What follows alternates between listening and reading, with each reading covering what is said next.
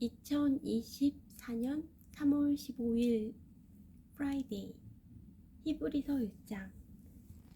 옛날에는 하나님께서 예언자를 통해 우리 조상들에게 여러 가지 방법으로 수없이 말씀하셨습니다. 그러나 이제 마지막 때에는 하나님께서 그의 아들을 통하여 우리에게 말씀하십니다. 하나님께서는 그의 아들을 상속자로 삼으시고 그를 통해 세상을 창조하셨습니다. 하나님께서는 그의 아들을 상속자로 삼으시고 그를 통해 세상을 창조하셨습니다. 그 아들은 하나님의 영광을 나타내며 하나님의 본성을 그대로 보여줍니다.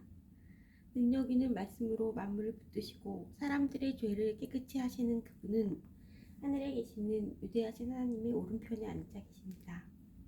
그분은 그 어느 천사보다도 위대하시기 때문에 하나님께서는 그에게 천사들보다 더 뛰어난 이름을 주셨습니다.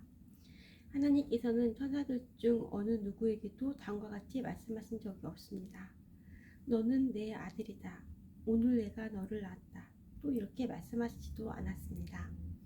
나는 그의 아버지가 되며 그는 내 아들이 될 것이다. 또 하나님께서 그의 맏아들을 세상으로 보내시며 이렇게 말씀하셨습니다. 하나님의 모든 천사가 그를 경배해야 할 것이다. 천사들에 대해서도 다음과 같이 말씀하셨습니다. 하나님께서 그의 천사들을 바람으로 삼으시고 그의 종들을 불꽃같이 만드셨다. 그러나 아들에 대해서는 하나님 주님의 보좌는 영원할 것이며 주님의 나라를 공평으로 다스릴 것입니다. 주님께서 옳은 것을 사랑하시고 악한 것을 미워하심으로 하나님께서 함께 다스릴 자로 주님을 선택해서 기름 부으셨습니다. 주님이 하나님께서 그 누구보다도 더 큰 기쁨을 주실 것입니다. 라고 하시고 또 이렇게 말씀하셨습니다. 주님, 이 세상이 처음 시작될 때에 주님께서 땅을 지으시고 주님의 손으로 하늘을 빚으셨습니다. 하늘과 땅은 멸망할 것이지만 주님은 영원할 것이며 그것들은 옷과 같이 낡아지기 때문에 당신께서 그것들을 거두처럼 말아치우실 것입니다. 그것들이 옷처럼 변해도 주님은 결코 변함이 없으시며 주님의 날도 끝나는 일이 없을 것입니다. 하나님께서는 그의 천사들 중 누구에게도 이렇게 말씀하신 적이 없었습니다. 내가 너의 원수들을 굴복시킬 때까지 내 오른편에 앉아 있어라. 모든 천사들은 하나님을 섬기는 영이며 구원받을 사람들을 돕기 위해 보내진 자들입니다. 히브리서 2장. 그러므로 우리는 더욱 조심하며 배운 대로 행해야 합니다. 그러면 결코 진리에서 멀어지지 않을 것입니다. 하나님께서 천사들을 통하여 가르쳐 주신 것들 역시 진리입니다. 그것을 따라 살지 않거나 순종하지 않는 사람들은 벌을 받게 될 것입니다. 우리에게 베풀어 주신 구원은 매우 위대한 것입니다. 그렇기 때문에 구원이 중요하지 않은 것처럼 살아간다면 그것 역시 벌을 받게 되는 행동입니다. 구원에 대해서 처음 말씀하신 분이 바로 주님이시며 또한 그의 말씀을 들은 사람들이 이것이 진실이라고 우리에게 증명해 주셨습니다. 하나님께서도 기적과 큰 표적과 많은 놀라운 일들을 통하여 우리에게 구원을 가르쳐 주셨습니다. 특히 그의 뜻대로 우리에게 성령의 선물을 나누어 주셔서 구원을 증언해 주셨습니다. 하나님께서는 천사들에게 앞으로 맞이할 새 세상을 다스리라고 하지 않으셨습니다. 성경에도 누군가가 이렇게 말한 것이 기록되어 있습니다. 사람이 무엇이길래 이렇게 중요하게 생각하시며 사람의 아들이 누구이길래 이렇게 귀하게 돌보십니까? 하나님께서는 잠시 동안 그를 천사보다 낮추셨으나 영광과 존귀의 관을 그에게 다시 씌우시고 모든 것을 그의 발 아래에 두셨습니다. 하나님께서 모든 것을 그의 발 아래에 두시면 그가 다스리지 못할 것이 하나도 없습니다. 하지만 우리는 아직도 그가 모든 것을 다스리는 것은 보지 못하고 있습니다. 그러나 우리는 예수님을 바라봅니다. 잠시 동안 예수님은 천사들보다 낮아지셨지만 고난당하고 죽으심으로 영광과 존귀의 관을 쓰셨습니다. 예수님은 하나님의 은혜로 모든 사람을 대신하여 죽으신 것입니다. 하나님은 모든 것을 창조한 분이시며 그분의 영광을 위해 모든 것을 돌보십니다. 하나님께서는 많은 믿음의 자녀들이 그분의 영광을 함께 누리게 되길 바라셨습니다. 하나님께서 사람들을 구원하시기 위해 고난을 통해서 예수님을 완전한 구원자가 되게 하신 것입니다. 사람들을 거룩하게 하신 예수님과 거룩하게 된 사람들은 모두 한 가족입니다. 그렇기 때문에 그분은 그들을 한 형제라고 부르는 것을 부끄러워하지 않으셨습니다. 예수님께서 말씀하셨습니다. 내가 내 형제들에게 주님의 이름을 알리고 주님을 경배하러 모인 군중들 앞에서 주님을 찬양하겠습니다. 또 말씀하셨습니다. 내가 하나님을 신뢰합니다. 그리고 다시 말씀하셨습니다. 내가 여기 있습니다. 그리고 나 함께 있는 사람들은 하나님께서 나에게 주신 자녀들입니다. 이 자녀들은 모두 살과 피를 가진 사람이기 때문에 예수님도 그들과 같은 모습으로 사람들이 겪는 것과 똑같은 것을 겪으셨습니다. 예수님께서는 죽음의 권세를 가진 마귀를 멸망시키기 위하여 죽으셨고 또한 죽음에 대한 두려움에 사로잡혀 사는 사람들을 자유롭게 하기 위해 사람과 같은 모습으로 죽으셨습니다. 예수님이 돕고자 했던 자들은 분명히 천사들이 아니라 아브라함의 후손인 사람들입니다. 그러므로 예수님께서는 모든 면에서 사람과 똑같이 되셨습니다. 예수님께서는 하나님을 섬기는 자비롭고 신실한 대제사장이 되셔서 그들의 죄가 용서받을 수 있게 해주셨습니다. 주님은 시험받은 자들도 도와주실 수 있습니다. 왜냐하면 예수님께서 직접 고난당하고 시험을 받으셨기 때문입니다. 히브리서 3장. 그러므로 거룩한 형제 여러분, 예수님에 대해서 깊이 생각하십시오. 여러분은 모두 하나님께서 부르신 사람들입니다. 하나님께서 우리에게 보내신 예수님은 우리 믿음의 사도이며 대제사장이 되십니다. 하나님의 집에서 모세가 그분이 바라시는 대로 충성을 다했던 것처럼 예수님도 하나님께 충성하였습니다. 집을 지은 사람이 집 그 자체보다 더 존귀한 것처럼 예수님 역시 모세보다 더 큰 영광을 받으실 분입니다. 어느 집이든 그 집의 주인이 있듯이 모든 것의 주인은 하나님이십니다. 모세는 하나님의 집에서 종으로 충성하였습니다. 또 그는 하나님께서 앞으로 말씀하시려는 것들을 전하였습니다. 그러나 그리스도는 하나님의 집을 맡은 아들로서 충성하였습니다. 우리가 만일 믿음 위에 굳게 서서 큰 소망을 가진 것을 자랑스럽게 생각한다면 우리는 하나님의 가족입니다. 그러므로 성령님도 이렇게 말씀하셨습니다. 오늘 그가 하시는 말씀에 귀를 기울여라. 이전에 광야에서 하나님을 시험하던 것처럼 고집을 부리지 마라. 너희 조상들은 광야에서 40년 동안 내가 한 일을 보았다. 그러나 그들은 나를 떠보고 나의 인내를 시험하였다. 내가 분노하여 그들이 내게 충성하지도 않고 나의 길도 이해하지 못하는구나 라고 말했으며 내가 노하여 맹세하기를 그들은 안식처가 될 약속의 땅에 결코 들어오지 못할 것이다 라고 하였다.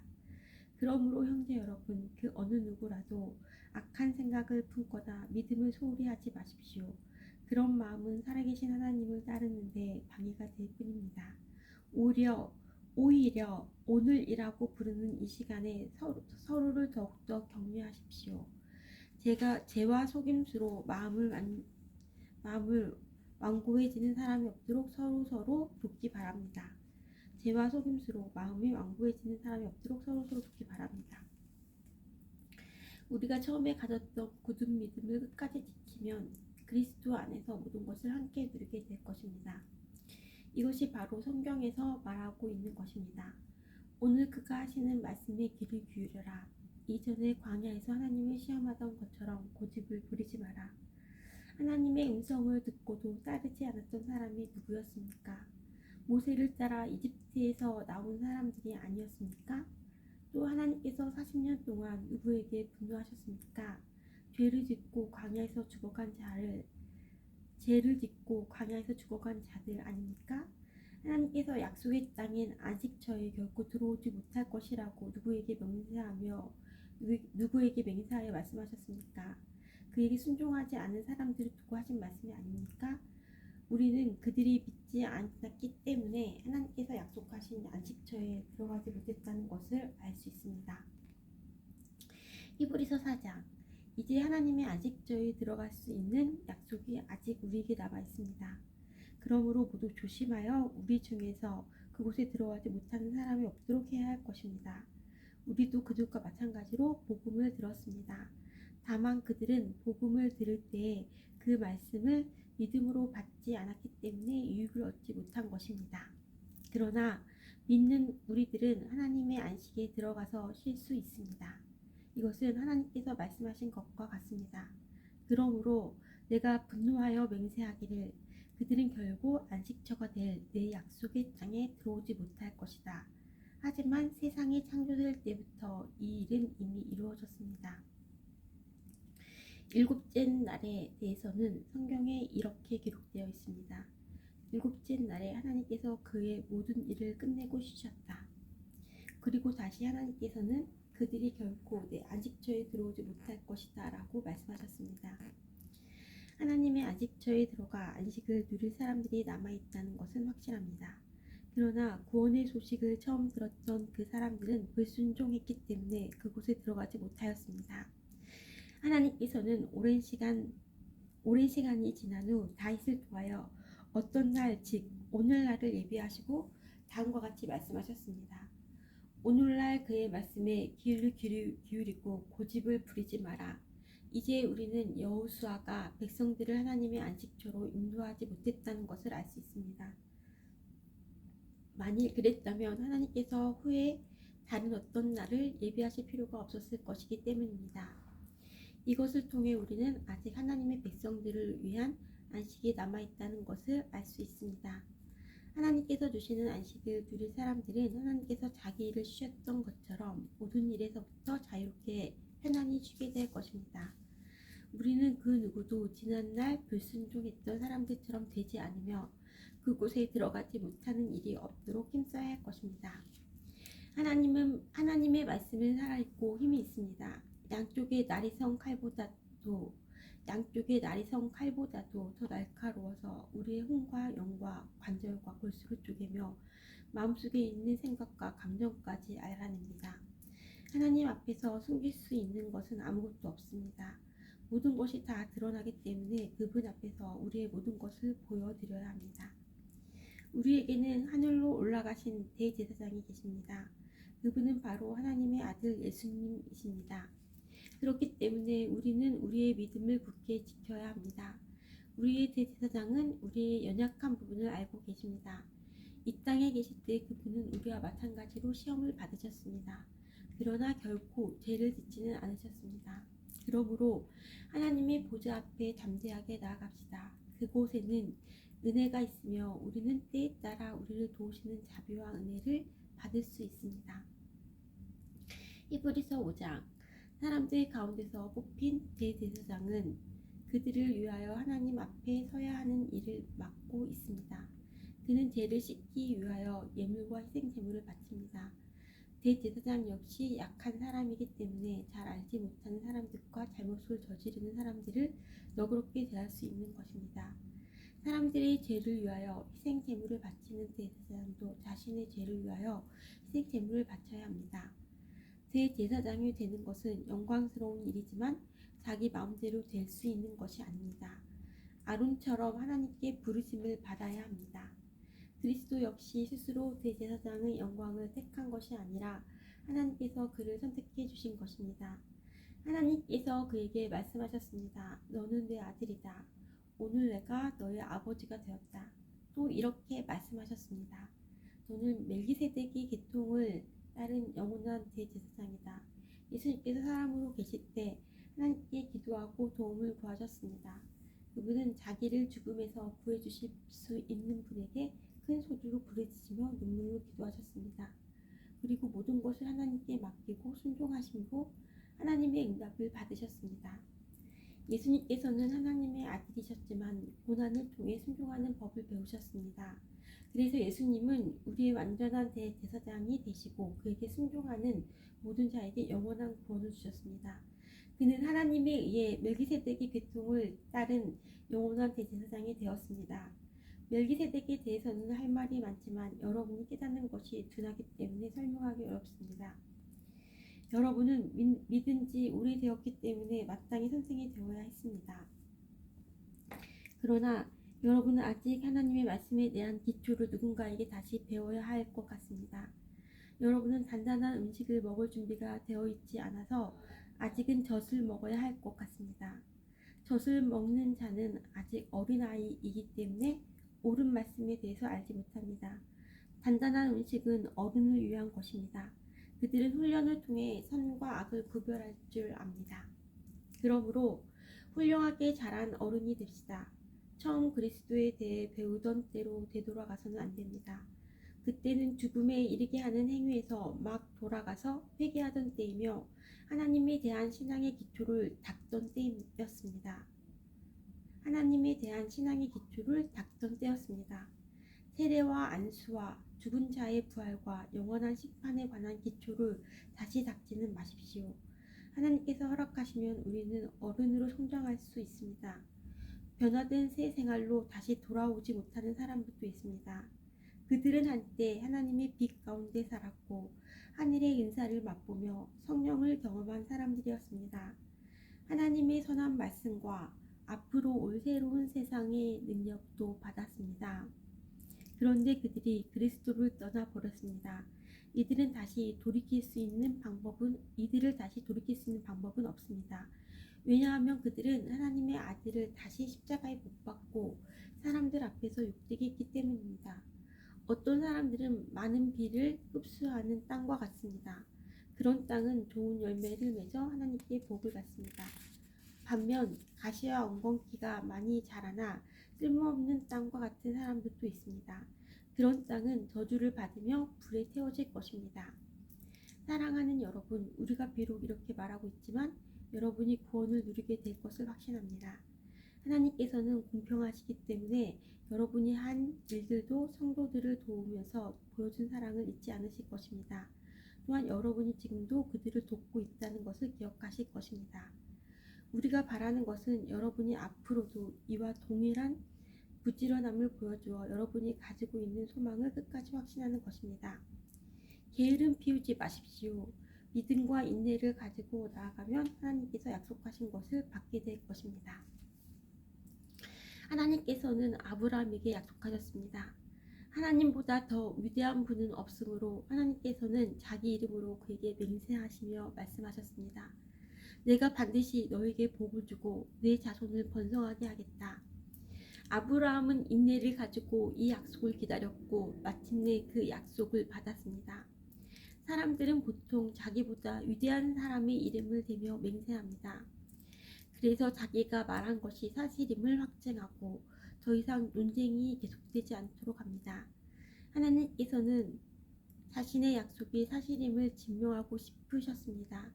하나님께서는 자신의 약속을 받은 자들에게 이것을 확실히 나타내셨습니다. 그리고 자신의 계획이 변하지 않는다는 것을 그들에게 알리시려고 맹세로 그것을 보증하셨습니다. 하나님께서는 결코 거짓으로 약속하지 않으시며 거짓 맹세도 하지 않으십니다. 변하지 않는 이 두 사실은 하나님께 피난처를 구하는 우리들에게 용기를 주며 우리가 받은 소망을 붙들 수 있는 힘을 줍니다.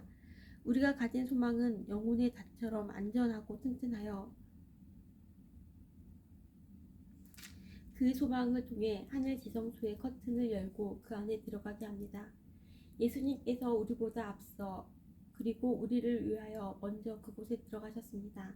예수님께서는 멜기세덱의 계통을 따른 영원한 대제사장이 되셨습니다. 히브리서 7장. 멜기세덱은 살렘의 왕이며 지극히 높으신 하나님의 제사장이었습니다. 그는 아브라함이 여러 왕들을 무찌르고 돌아오는 길에 아브라함을 만나 축복해 주었습니다. 아브라함은 전쟁에서 빼앗아 온 물건 중에서 10분의 1을 멜기세덱에게 주었습니다. 멜기세덱은 정의의 왕이라는 뜻이며 살렘 왕은 평화의 왕이라는 뜻입니다. 그의 아버지와 어머니가 누구인지는 아무도 모릅니다. 그의 고향이 어디인지 아는 사람도 없으며 그가 태어난 날과 죽은 날이 언제인지도 알지 못합니다. 그는 마치 하나님의 아들같이 영원한 제사장으로 있는 자입니다. 그가 얼마나 위대한 사람이었는지 생각해 보십시오. 우리 조상 아브라함은 전쟁에서 이겨 얻은 물건들 중 10분의 1을 그에게 주었습니다.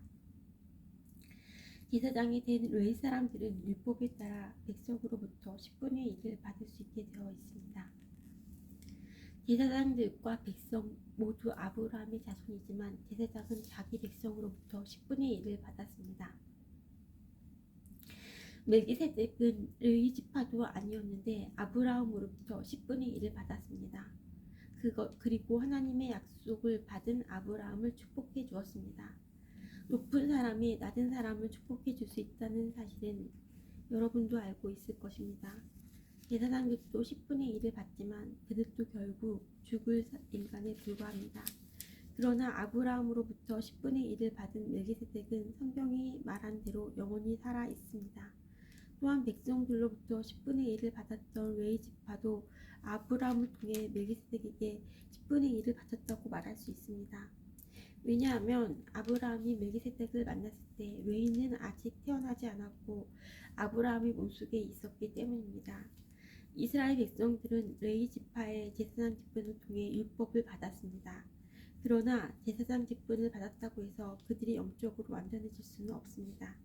따라서 또 다른 제사장, 즉 아론의 계통이 아닌 멜기세덱의 계통을 따른 제사장이 필요했던 것입니다. 제사장 제도가 바뀌어야 한다면 율법도 바뀌어야 할 것입니다. 우리는 지금 그리스도에 대해서 말하고 있습니다. 그리스도는 레위 지파가 아닌 다른 지파의 사람이었는데 그 지파에서 나온 사람들 중 제단에서 제사장으로 섬긴 사람은 한 명도 없습니다. 우리 주님께서 유다 지파에 속했다는 사실은 분명합니다. 우리 주님께서 유다 지파에 속했다는 사실은 분명합니다. 모세가 이 지파에 대해 말할 때 제사장 직분이라는 것을 한 번도 말한 적이 없었습니다. 멜기세덱과 같은 또 다른 제사장이 오신 것을 보면 이제 더 분명해지는 것 같습니다. 그분은 인간의 법과 규칙에 따라 제사장이 되신 것이 아니고 영원한 생명의 능력으로 제사장이 되셨습니다. 성경에 그분에 대해 이렇게 기록되어 있습니다. 너는 멜기세덱의 계통을 따른 영원한 제사장이다. 옛 계명은 약하고 쓸모가 없으므로 이제 폐지되었습니다.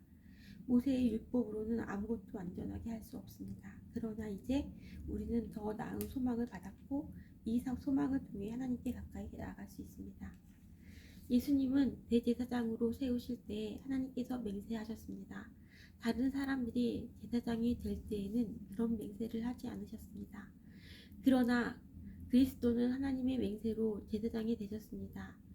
주님께서 너는 영원한 제사장이다 라고 약속하셨으며 그 마음을 결코 바꾸지 않으실 것이다. 예수님께서 하나님과 그의 백성 사이에 더 좋은 약속의 보증이 되셨다는 뜻입니다. 제사장들이 죽으면 제사장의 일을 더 이상 할 수 없기 때문에 제사장의 숫자가 많을 수밖에 없었습니다. 그러나 예수님께서는 영원히 살아계시기 때문에 결코 제사장의 일을 쉬지 않으실 것입니다. 그러므로 예수님은 자기를 통해 하나님께 나아오는 자들을 완전히 구원하실 수 있습니다. 예수님은 항상 살아계셔서 하나님께 나아오는 자들을 돕고 계시기 때문입니다. 예수님이야말로 우리에게 진정으로 필요한 대제사장이십니다. 예수님께서는 거룩하고 죄가 없으시며 흠이 없고 죄인들을 구별내는 하늘보다 높은 곳에 계신 분입니다. 흠이 없고 죄인들과 구별되는 하늘보다 높은 곳에 계신 분입니다. 예수님이야말로 우리에게 진정으로 필요한 대제사장이십니다. 예수님께서는 거룩하고 죄가 없으시며 흠이 없고 죄인들과 구별되는 하늘보다 높은 곳에 계신 분입니다. 그분은 다른 제사장들과는 다릅니다. 그들은 매일 제사를 드려야 합니다. 먼저 자신의 죄를 위하여, 다음은 백성의 죄를 위하여 희생제물을 바칩니다. 그러나 그리스도는 그럴 필요가 없으십니다. 예수님께서는 자기 자신을 희생제물로 드려서 단 한 번에 그 일을 끝내셨기 때문입니다. 율법은 약점을 가진 사람들을 제사장으로 세웠습니다. 율법은 약점을 가진 사람들을 제사장으로 세웠습니다. 그러나 하나님의 아들이신 예수님께서는 하나님의 맹세하심을 통해 영원토록 완전한 대제사장이 되셨습니다. 히브리서 8장 지금까지 우리가 말한 것의 요점은 하늘에 계신 하나님의 오른쪽에 앉아 계신 대제사장이 우리와 함께 있다는 것입니다. 우리의 대제사장은 지극히 거룩한 곳인 성소에서 섬기고 계십니다. 그곳은 사람이 세운 곳이 아니라 하나님께서 세우신 거룩한 장막이요 참성막입니다. 모든 대제사장은 하나님께 예물과 제사를 드리는 일을 맡고 있습니다.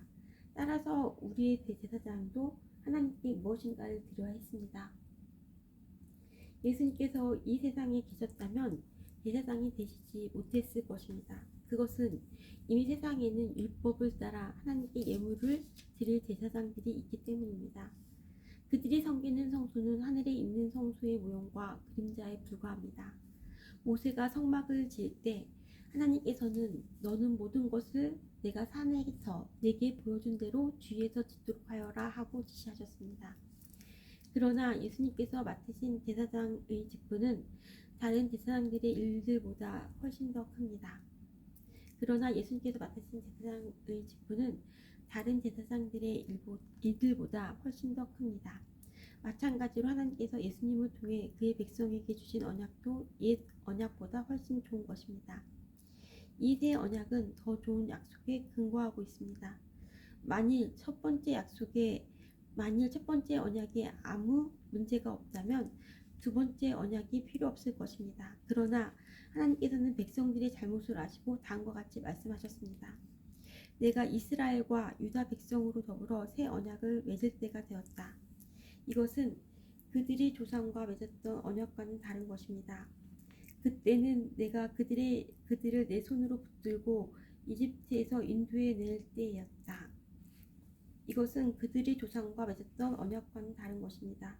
그때는 내가 그들을 내 손으로 붙들고 이집트에서 인도해 낼 때였다. 그러나 그들은 나와 맺은 언약을 깨뜨렸고 나도 그들을 저버렸다. 나중에 내가 다시 이스라엘 백성과 함께 새 언약을 맺을 것이다. 내가 나의 가르침을 그들의 마음속에 새기고 그들의 가슴에 기록할 것이다. 나는 그들의 하나님이 되고 그들은 내 백성이 될 것이다. 그때는 사람들이 그들의 이웃과 친척들에게 주님을 알도록 가르칠 필요가 더 이상 없을 것이다. 그것은 가장 작은 자부터 가장 큰 자에 이르기까지 나를 모르는 사람이 한 사람도 없을 것이기 때문이다. 나는 그들이 저지른 악한 일을 다 용서하고 그들의 죄를 더 이상 기억하지 않을 것이다. 하나님께서는 이것을 새 언약이라 부르시고 첫 번째 언약은 옛 언약으로 돌리셨습니다. 낡고 오래된 것은 사라지게 마련입니다. 히브리서 9장. 첫 번째 언약에도 예배 규칙이 있었으며 또한 예배를 위해 사람이 만든 장소도 있었습니다. 먼저 성막이 세워졌습니다.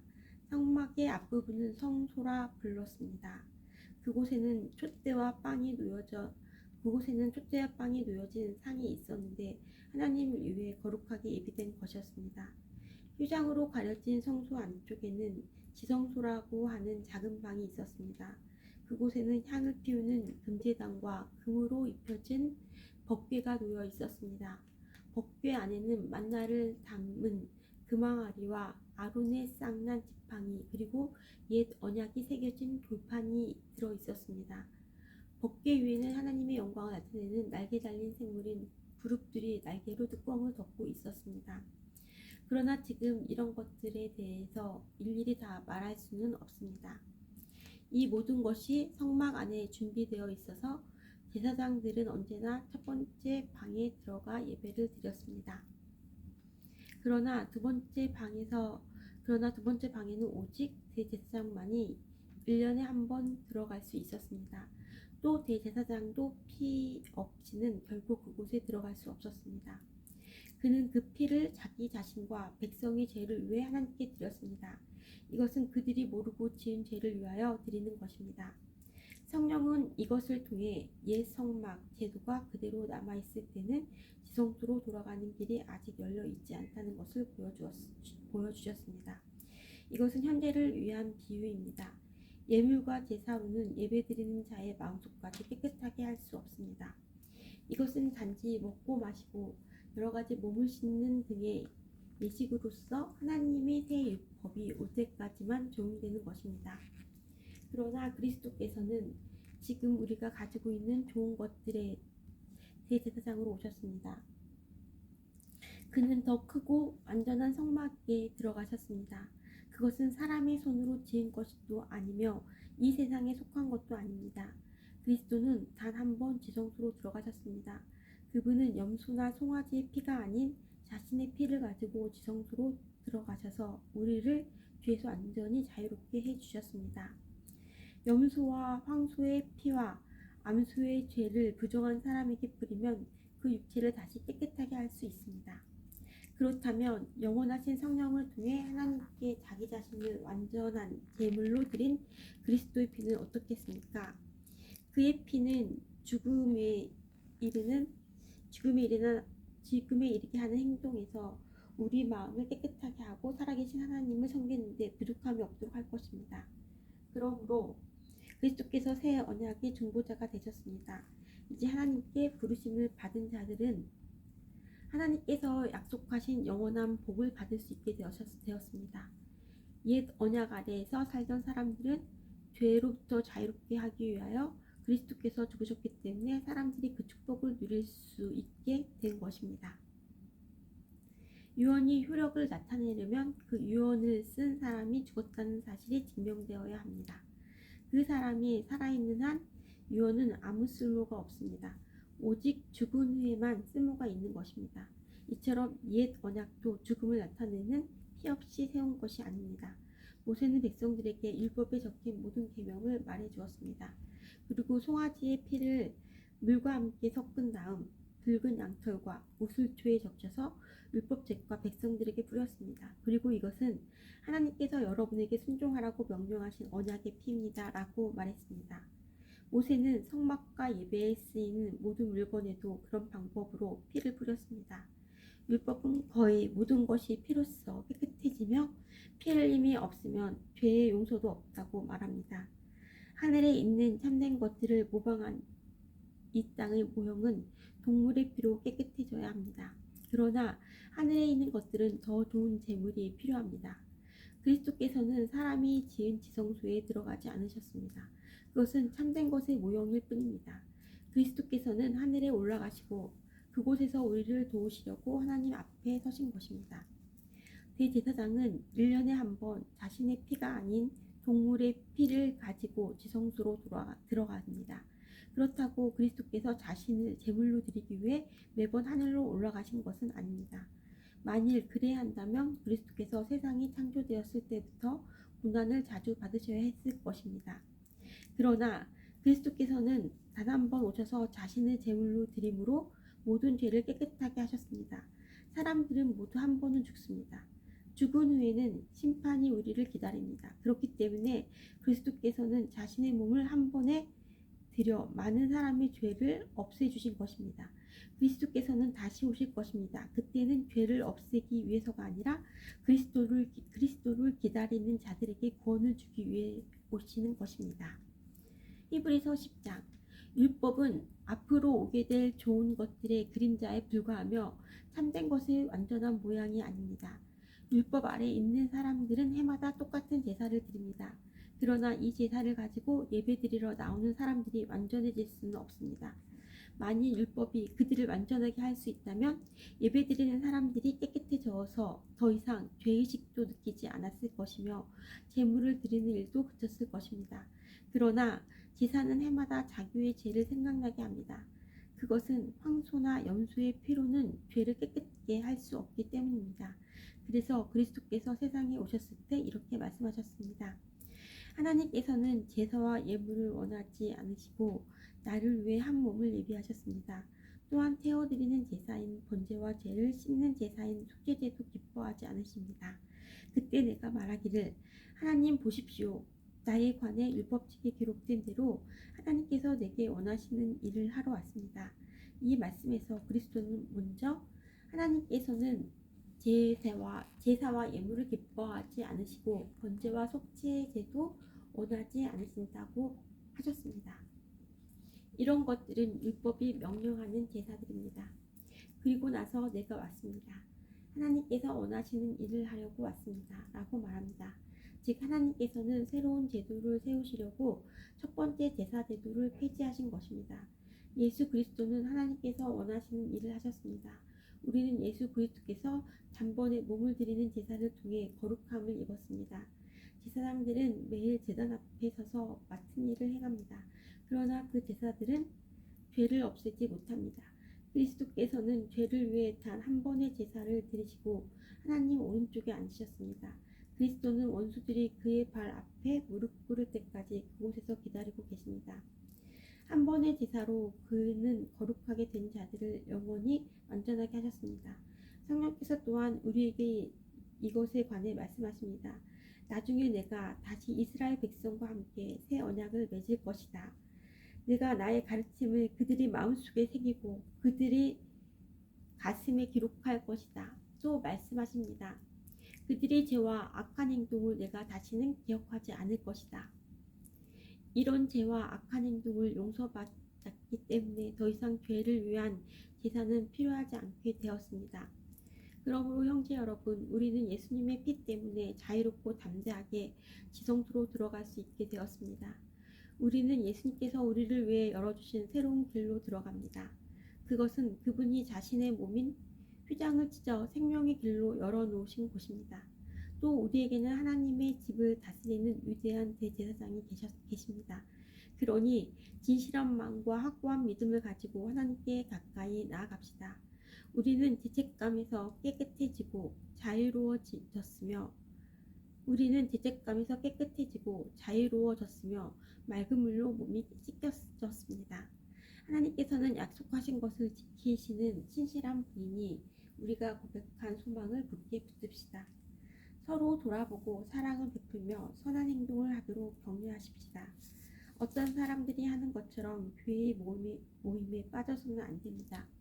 그날이 가까이 다가오는 것을 볼수록 함께 만나며 서로를 격려해야 할 것입니다. 만일 우리가 진리를 알게 된 후에도 일부러 계속 죄를 짓는다면 그 죄를 씻을 제사는 없습니다. 거기에는 오직 심판을 기다리는 두려움과 하나님을 거역하며 사는 자들을 태워 없앨 크고 무서운 불만 있을 뿐입니다. 모세의 율법에 순종하지 않고 그것을 어긴 사람들도 두세 명의 증인이 있으면 사형을 받았습니다. 그렇다면 하나님의 아들을 공경하지 않는 사람들은 어떻겠습니까? 그들은 자기를 거룩하게 한 언약의 피를 별것 아닌 것으로 여기며 은혜의 성령을 욕되게 하였습니다. 따라서 그들은 더 큰 벌을 받게 될 것입니다. 우리는 하나님께서 잘못을 행하는 자들을 벌하고 그 제대로 갚아주겠다고 말씀하신 것을 알고 있습니다. 또한 주님께서 그의 백성을 심판하실 것이다 라는 말씀도 하셨습니다. 살아계신 하나님께서 심판하시는 대상이 된다는 것은 정말 무서운 일입니다. 여러분이 처음 진리의 말씀을 배우던 때를 기억해 보십시오. 많은 어려움들이 있었지만 여러분이 꿋꿋이 이겨냈습니다. 때때로 사람들 앞에서 모욕을 당하며 핍박을 받기도 했고 그런 고난을 받은 사람들과 친구가 되기도 하였습니다. 옥에 갇힌 자들을 도와주고 여러분이 가진 것들을 빼앗겨도 기뻐하였습니다. 그렇게 할 수 있었던 것은 여러분이 더 좋고 영원한 것이 있다는 것을 알고 있었기 때문입니다. 그러므로 이전에 가졌던 용기를 잃어버리지 마십시오. 더 큰 보상이 여러분을 기다리고 있습니다. 인내를 가지고 하나님께서 원하시는 일을 해서 그분께서 약속하신 것을 받으시기 바랍니다. 조금만 있으면 오시기로 한 그분이 오실 것이며 결코 늦지 않으실 것이다. 나와 함께 의롭게 산 사람들은 믿음 때문에 생명을 누릴 것이다. 그러나 믿음에서 뒤로 물러난 사람들은 내가 기뻐하지 않겠다. 우리는 뒤로 물러나 하나님께 버림을 받을 사람들이 아닙니다. 우리는 믿음으로 구원함을 받을 사람들입니다. 히브리서 11장. 믿음은 우리가 바라는 것들에 대해서 확신하는 것입니다. 또한 보이지는 않지만 그것이 사실임을 아는 것입니다. 옛날 사람들도 믿음으로 인정받았습니다. 믿음을 통해 우리는 이 세상 모든 것이 하나님의 말씀으로 창조되었다는 것을 이해합니다. 이것은 우리가 보고 있는 것들이 보이지 않는 어떤 것으로 만들어졌다는 것을 말합니다. 아벨은 믿음으로 가인보다 하나님께 더 나은 제사를 드렸습니다. 하나님께서는 아벨이 드린 제사를 기뻐 받으시고 그를 의인이라 부르셨습니다. 아벨은 죽었지만 여전히 그의 믿음을 통해 우리에게 말하고 있습니다. 믿음으로 에녹은 죽지 않고 하늘로 옮겨져서 아무도 그를 볼 수 없게 되었습니다. 하나님께서 그를 하늘로 데리고 올라가신 것입니다. 성경은 그가 이 땅에 사는 동안 진실로 하나님을 기쁘시게 하는 자였다고 증언합니다. 믿음이 없이는 어느 누구도 하나님을 기쁘시게 할 수 없습니다. 하나님께 나아오는 자는 그가 계시다는 것과 그를 찾는 자들에게 상 주시는 분이라는 것을 진정으로 믿어야 합니다.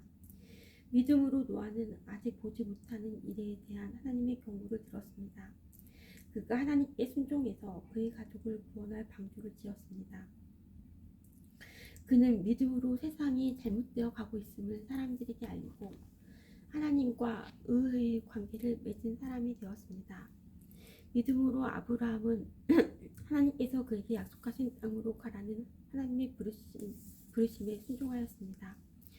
그는 가야 할 곳도 모른 채 자기 고향을 떠났습니다. 그는 믿음 때문에 하나님께서 자기에게 약속하신 땅에 가서 살 수 있었습니다. 그는 그곳에서 갈 곳 없는 나그네처럼 살았고 같은 약속을 받은 이삭과 야곱과 함께 장막에서 거하였습니다. 아브라함은 영원한 터가 있는 성을 기다리고 있었습니다. 그것은 바로 하나님께서 계획하고 세우신 성입니다. 사라 자신도 아이를 낳기에는 나이가 너무 많았으나 믿음으로 후손을 얻을 힘을 얻었습니다. 그것은 그녀가 약속해 주신 하나님을 신실한 분으로 믿었기 때문입니다. 나이가 많아 거의 죽은 사람과 다름없던 한 사람으로부터 하늘의 별과 바닷가의 모래알 같이 셀 수 없을 정도로 많은 후손이 나왔습니다. 이 사람들은 모두 믿음을 따라 살다가 죽었습니다.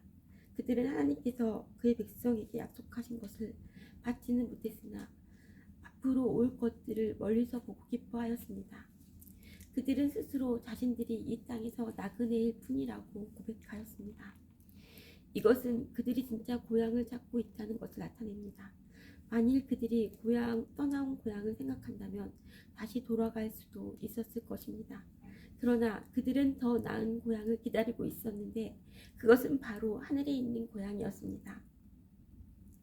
그래서 하나님께서는 저들의 하나님이라고 불리는 것을 부끄러워하지 않으시고 그들을 위해 한 성을 예비해 주셨습니다. 아브라함은 하나님께 시험을 받았을 때 믿음으로 이삭을 제물로 바쳤습니다. 그는 하나님께 약속을 받았는데도 아들을 바칠 준비를 한 것입니다. 하나님께서는 그에게 내가 내게 약속한 후손은 이삭을 통해 나올 것이다 라고 말씀하셨습니다. 아브라함은 하나님께서 죽은 사람도 살려주신다는 것을 믿었습니다. 아브라함은 이삭을 죽은 사람들 가운데서 다시 받은 것입니다. 믿음으로 이삭은 야곱과 에서의 앞날을 축복하였습니다. 또 믿음으로 야곱은 죽을 때 요셉의 아들들을 축복하고 그의 지팡이를 짚고서 하나님께 경배드렸습니다. 믿음으로 요셉은 죽을 때 이스라엘 백성이 이집트에서 떠날 것을 말하였고 자기의 시신을 어떻게 할 것인지도 얘기하였습니다. 믿음으로 모세의 부모는 그가 태어났을 때 평범한 아이가 아니라는 것을 알고 석 달 동안 그를 숨기며 기뻐 키웠습니다. 그들은 왕의 명령을 거역하는 것도 두려워하지 않았습니다. 믿음으로 모세는 성장한 뒤 파라오의 딸의 아들이라 불리는 것을 거절하였습니다. 그는 잠시 동안 죄의 즐거움을 누리기보다는 하나님의 백성들과 함께 고난받는 것을 택하였습니다. 그는 이집트의 온갖 보물을 가지는 것보다 그리스도를 위해 고난받는 것이 더 낫다고 생각한 것입니다. 그는 오직 하나님이 주실 상만을 바라보았습니다. 믿음으로 모세는 이집트를 떠났으며 왕의 분노를 두려워하지 않았습니다. 모세는 보이지 않는 하나님을 마치 보이는 듯이 바라보며 꿋꿋이 참았습니다. 믿음으로 모세는 유월절을 준비하고 문마다 피를 발랐습니다. 이 피는 죽음의 천사가 이스라엘 백성의 맏아들을 죽이지 않도록 하기 위해 바른 것입니다. 믿음으로 그들은 마른 땅을 건너는 것처럼 홍해를 지나갔습니다. 그러나 이집트인들은 그들을 따라가다가 물에 빠져 죽고 말았습니다. 믿음으로 이스라엘 백성들이 여리고 성 주위에 7일 동안 돌자성을 믿음으로 이스라엘 백성들이 여리고 성 주위를 7일 동안 돌자성은 무너졌습니다. 믿음으로 이스라엘 백성들이 여리고 성 주위를 7일 동안 돌자 성은 무너졌습니다. 믿음으로 기생 라합은 정탐꾼들을 잘 대접하여 하나님께 순종하지 않은 자들이 죽임을 당할 때 구원을 받았습니다. 더 많은 이야기가 필요합니까? 기드온, 바락, 삼손, 입다, 다윗, 사무엘, 그리고 다른 예언자들을 다 말하려면 시간이 모자랄 것입니다. 그들은 믿음으로 나라들을 정복하고 옳은 일을 하였으며 하나님께서 약속하신 것들을 받았고 사자의 입을 막았습니다. 또 불을 막아내며 칼날을 피하였습니다. 그들은 약한 데서 강해졌으며 전쟁터에서는 용감해져서 적들을 무찔렀습니다. 여자들은 죽은 가족이 다시 살아나는 것을 보았습니다. 또 어떤 이들은 죽은 후에 더 나은 삶으로 부활할 것을 생각하면서 고문을 당하고 풀려나는 것을 거절하기도 하였습니다. 어떤 이들은 조롱을 받으며 매를 맞았습니다. 어떤 이들은 묶인 채로 감옥에 끌려갔습니다. 그들은 돌로 맞아 죽었고 몸이 반으로 잘리기도 하였으며 칼에 찔려 죽기도 하였습니다. 양과 가죽을 두르고 가난과 고난과 학대를 견뎌야 했습니다. 그들에게 세상은 아무런 가치가 없었습니다. 그들은 광야와 산과 동굴과 땅속에서 살았습니다. 이 사람들은 모두 믿음으로 이름이 알려진 자들입니다. 그러나 그들 중 어느 누구도 하나님께서 약속하신 것을 받지는 못하였습니다. 그것은 하나님께서 우리에게 더 좋은 것을 예비하시고 그들이 우리와 함께 완전해지도록 하셨기 때문입니다. 히브리서 12장. 우리에게는 이렇게 많은 믿음의 증인들이 있습니다. 그들의 삶은 우리에게 믿음이 무엇인지 말해주고 있습니다. 그러므로 포기하지 말고 우리 앞에 있는 경주를 열심히 합시다. 우리의 삶 속에서 방해가 되는 것들을 다 없애버리고 우리를 쉽게 올가매는 죄를 벗어버립시다. 우리 믿음의 시작이며 또 믿음을 완전하게 하시는 주님만을 바라봅시다. 주님께서는 십자가에서 돌아가실 때 아무것도 아닌 것처럼 모든 부끄러움을 참아내셨습니다. 예수님께서는 하나님께서 예비해 두신 기쁨을 기대하셨기 때문에 그렇게 하실 수 있었던 것입니다. 이제 그분은 하나님 보좌의 오른편에 앉아 계십니다.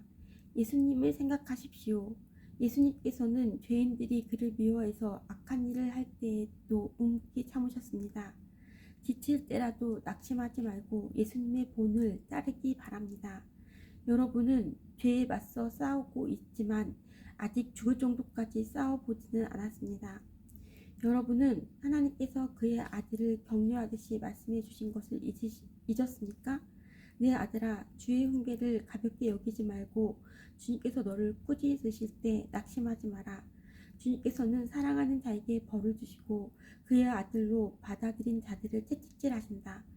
따라서 여러분이 받는 고난을 아버지의 훈계로 알고 견디십시오. 하나님께서는 아버지가 자기 아들에게 벌 주듯이 여러분을 대하시는 것입니다. 아들을 훈계하지 않는 아버지는 어디에도 없습니다. 아들이면 훈계를 받게 마련입니다.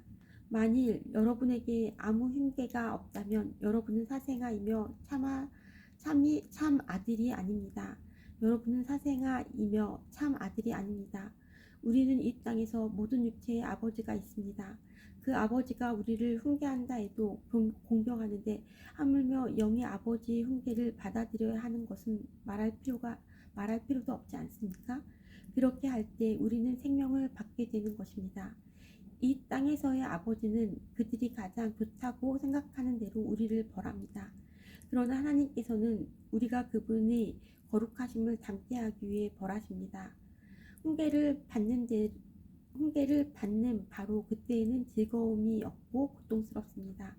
그러나 후에 그 훈계 때문에 더 나은 사람이 된다면 우리에게 평안이 있을 것입니다. 왜냐하면 우리가 올바른 길 안에서 살아가게 되었기 때문입니다. 여러분은 피곤한 손과 연약한 무릎을 강하게 하여 일어나십시오. 올바른 길을 가십시오. 그러면 다리 저는 사람이 절뚝거리지 않고 고침을 받게 될 것입니다. 모든 사람과 사이좋게 지내며 거룩하게 사십시오. 만일 삶이 거룩하지 못하다면 결코 주님을 만나지 못할 것입니다. 아무도 하나님의 은혜를 놓치지 않도록 주의하시기 바랍니다. 여러분 가운데 쓴뿌리와 같은 사람들이 생겨나지 못하게 하십시오. 그런 사람은 많은 사람을 괴롭히거나 더럽힙니다. 성적인 죄를 범하지 말며 에서처럼 하나님을 생각지 않는 사람이 없도록 하십시오. 에서는 맏아들로서 하나님의 모든 것을 다 받을 수 있었지만 한 그릇에 먹을 것을 위하여 맏아들의 특권을 팔고 말았습니다. 여러분도 알다시피 에서는 그 후에 아버지 축복을 받기 위해 울면서 부탁했지만 거절당했으며 회개할 기회를 얻지 못했습니다. 여러분이 도착할 곳은 손으로 만질 수 있거나 불이 타오르는 산도 아니고 어두움과 슬픔과 폭풍이 일어나는 산도 아닙니다. 또한 나팔 소리와 음성이 들려오는 산도 아닙니다. 이스라엘 백성이 산에서 들려오는 음성을 들었을 때 그들은 더 이상 하나님께서 말씀하시지 않도록 부탁했습니다. 그들은 누구든지 심지어 짐승이라도 이 산이 닿으면 돌로 쳐서 죽임을 당할 것이다 라는 하나님의 명령을 감당할 수 없었습니다. 그 광경이 너무나 무서워 모세조차도 두렵고 떨린다고 말하였습니다. 그러나 여러분은 시온산에 이르렀을 때 살아계신 하나님의 성 하늘의 예루살렘에 이르렀습니다. 이곳은 수많은 천사들이 기뻐하며 함께 모여있는 곳입니다. 또 하늘의 이름이 기록된 맏아들의 모임이 열리는 곳이며 모든 사람의 심판자이신 하나님께서 계신 곳입니다. 그리고 완전하게 된 의인들이 영원히 거하는 곳이기도 합니다. 여러분은 그의 백성들에게 하나님의 새 언약을 가져다 주신 예수님께서 계신 곳에 왔습니다. 여러분은 아벨의 피보다 더 나은 소식을 전해준 그리스도의 피에 가까이 나아온 것입니다. 여러분은 하나님께서 말씀하실 때 거역하지 마십시오. 옛 선조들은 땅에서 모세를 통해 경고를 받고도 순종하지 않다가 벌을 받았습니다. 이제는 하나님께서 하늘로부터 우리에게 경고하시는데 우리는 그 말씀을 듣지 않는다면 어떻게 되겠습니까? 우리가 그 말씀을 듣지 않는다면 어떻게 되겠습니까? 예전에는 그 소리가 땅을 흔들었지만 이제는 땅뿐만 아니라 하늘까지도 다시 한번 흔들어 놓겠다고 하나님께서 약속하셨습니다. 다시 한번이라는 말은 흔들릴 수 있는 것들은 모조리 없애버리시겠다는 뜻이기도 합니다. 이것은 흔들리지 않는 것들만을 남기려는 것입니다.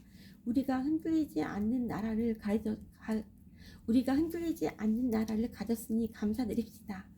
하나님을 기쁘시게 하며 경건함과 두려움으로 그분께 예배드립시다. 우리 하나님은 모든 것을 태워버리는 불과 같은 분이십니다. 그리스도 안에서 한 형제로 서로 사랑하십시오. 나그네를 대접하는 일을 잊지 말기 바랍니다. 어떤 사람들은 나그네를 대접하다가 자기도 모르는 사이에 천사를 대접하였습니다. 옥에 갇힌 자들을 기억하십시오. 마치 여러분이 옥에 갇혀 있는 것처럼 저들을 생각하고 고통당하는 자들을 볼 때는 여러분이 고통받는 것처럼 그들을 생각해 주기 바랍니다. 모두 결혼을 귀하게 여기십시오. 남편과 아내는 그들의 결혼을 깨끗이 유지해야 합니다. 하나님께서는 가늠하는 자들을 벌하실 것입니다. 돈이 여러분의 삶을 다스리지 않도록 하십시오. 가진 것에 만족하시기 바랍니다. 하나님께서는 내가 결코 너를 떠나지 않겠다. 내가 결코 너를 잊지 않겠다고 말씀하셨습니다. 그러므로 우리는 자신 있게 말할 수 있습니다. 주님은 나를 돕는 자시니 내가 두려워하지 않을 것입니다. 사람들이 내게 무슨 짓을 할 수 있겠습니까? 여러분에게 하나님의 말씀을 가르쳐준 지도자들을 기억하십시오. 그들이 어떻게 살고 어떻게 죽었는지를 생각하고 그들의 믿음을 본받으십시오. 예수 그리스도는 어제나 오늘이나 영원히 똑같으십니다. 예수 그리스도는 어제나 오늘이나 영원히 똑같으십니다. 여러 가지 이상한 가르침에 빠져서 잘못된 길로 들어서지 않도록 주의하십시오. 하나님의 은혜로 마음을 강하게 하십시오. 그러나 음식에 대한 규칙에는 얽매이지 마십시오. 그런 규정은 아무 도움이 되지 않습니다. 우리에게 제단이 있습니다. 그러나 성막에서 섬기는 제사장들이 제사드린 것을 먹을 수는 없습니다. 대제사장은 죄를 없애기 위해 지성소 안에서 대제사장은 죄를 없애기 위해 지성소 안으로 동물의 피를 가지고 들어가서 그것을 바칩니다. 그러나 그 동물의 시체는 성막 바깥에서 불사릅니다. 이와 같이 예수님도 성문 밖에서 고난을 당하셨습니다. 예수님께서는 자기 피로 그의 백성들을 거룩하게 하려고 죽으셨습니다. 그러므로 우리도 성문 밖에 계신 주님께 나아가서 그분이 당하신 수치를 함께 겪읍시다. 이 땅에는 영원한 성이 없으며 우리는 앞으로 다가올 성을 찾고 있습니다. 그러므로 예수님을 통하여 항상 하나님께 찬양의 제사를 드립시다. 이는 그분의 이름을 증언하는 우리 입술의 열매입니다. 다른 사람들에게 선을 베푸는 일을 잊지 마십시오. 여러분이 가진 것을 서로 나누시기 바랍니다. 이러한 행동은 하나님을 기쁘시게 하는 제사입니다. 여러분을 인도하는 지도자들에게 순종하고 그들의 권위를 존중하십시오. 그들은 여러분의 영혼을 책임진 자들이기에 여러분을 주의해서 살피고 있습니다. 그들이 이 일을 괴로워하지 않고 즐거운 마음으로 할 수 있도록 해주십시오. 그들의 일을 힘들게 하는 것은 여러분에게 아무 도움이 되지 않습니다. 우리를 위해 기도해 주십시오. 우리는 모든 일을 선하게 하려고 함으로 우리가 선한 양심을 갖고 있다는 것을 확신합니다. 하나님께서 빨리 저를 여러분에게 보내주시도록 기도해 주십시오. 평화의 하나님께서 양들의 큰 목자이신 우리 주 예수님을 죽음에서 살리셨습니다. 하나님께서는 예수님의 보혈로 자기 백성과 영원한 언약을 맺으셨습니다. 바로 이 하나님께서 여러분에게 필요한 모든 좋은 것들을 내려주셔서 여러분이 하나님의 일을 잘할 수 있게 되기를 바랍니다. 또 예수 그리스도를 통해 우리 안에서 그의 기뻐하시는 뜻이 이루어지기를 기도합니다. 예수 그리스도께 길이길이 영광이 있을 것입니다. 아멘. 형제 여러분, 몇 마디에 불과한 짧은 편지지만 여러분은 격려하고자 쓴 글이라는 것을 명심하십시오. 우리 형제 디모데가 감옥에서 풀려 나왔습니다. 그가 도착하면 여러분을 만나러 함께 가겠습니다. 여러분의 지도자들과 모든 성도들에게 안부를 전합니다. 이탈리아에서 온 사람들의 여러분에게 안부를 전합니다. 하나님의 은혜가 여러분 모두에게 늘 함께하기를 기도합니다. 아멘. Our Father which art in heaven, hallowed be thy name. Thy kingdom come, thy will be done. Give us this day our daily bread. Forgive us our debts as we forgive our debtors. And lead us into temptation and deliver us from evil. For thine is the kingdom and power, glory forever. Amen. Thank you, Lord.